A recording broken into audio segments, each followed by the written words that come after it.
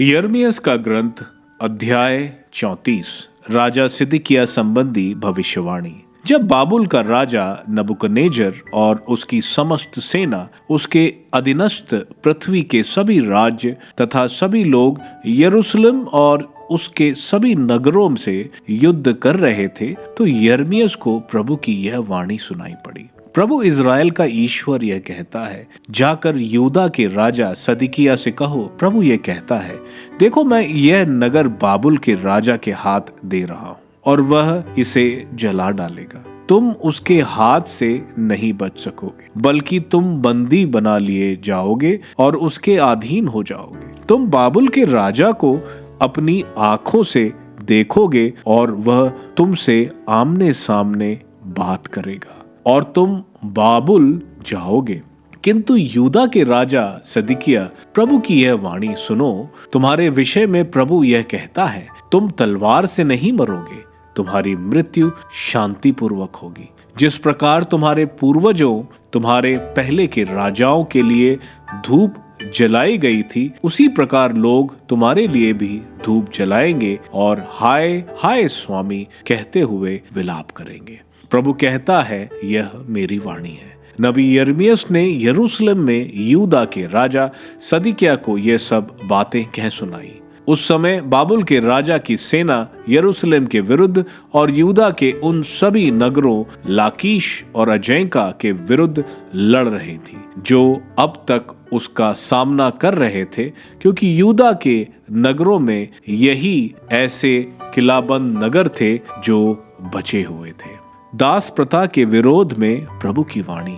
यिर्मयाह को उस समय प्रभु की यह वाणी सुनाई पड़ी, जब राजा सिदकिय्याह ने यरूशलेम के सब लोगों से उनके द्वारा स्वतंत्रता की यह घोषणा कराने का समझौता करा लिया था कि प्रत्येक व्यक्ति अपने इब्रानी दास दासी को इस तरह मुक्त कर दे कि कोई अपने यहूदी भाई को दास बनाकर ना रखे। सभी राजाधिकारियों और अन्य सभी लोगों ने, जिन्होंने उसके साथ यह समझौता किया था कि प्रत्येक व्यक्ति अपने दास दासी को मुक्त कर देगा, इसका पालन किया।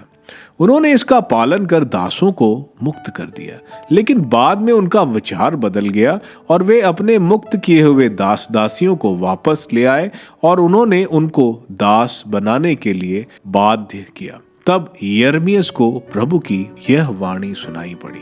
प्रभु इज़राइल का ईश्वर यह कहता है, जब मैं तुम्हारे पुरखों को मिस्र देश से दासता के घर से बाहर ले आया था, तो मैंने यह कहते हुए उनके साथ अपना विधान निर्धारित किया था, तुम ऐसे हर इब्रानी भाई को 7वें वर्ष मुक्त कर दोगे जिसने अपने को तुम्हारे यहाँ बेचा है और 6 वर्षों तक तुम्हारी सेवा की है। तुम उसे अपनी सेवा से मुक्त कर दोगे।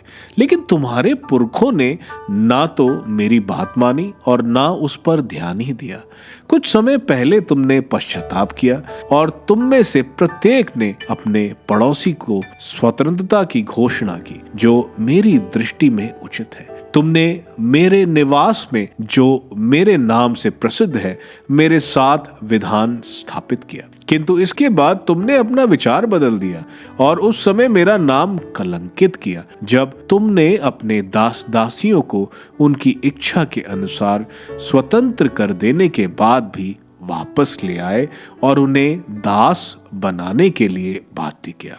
इसलिए प्रभु ये कहता है, तुम में से प्रत्येक ने अपने भाई और पड़ोसी की स्वतंत्रता की घोषणा करने पर भी मेरा आदेश नहीं माना।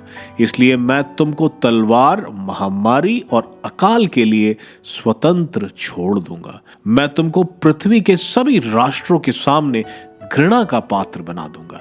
जिन लोगों ने मेरा विधान भंग किया और विधान की उन बातों का पालन नहीं किया जिनके पालन की उन्होंने मेरे सामने प्रतिज्ञा की थी, मैं उन्हें उस बछड़े जैसा बना दूंगा जिसके उन्होंने 2 टुकड़े किए थे और उनके बीच में से होकर निकल गए थे।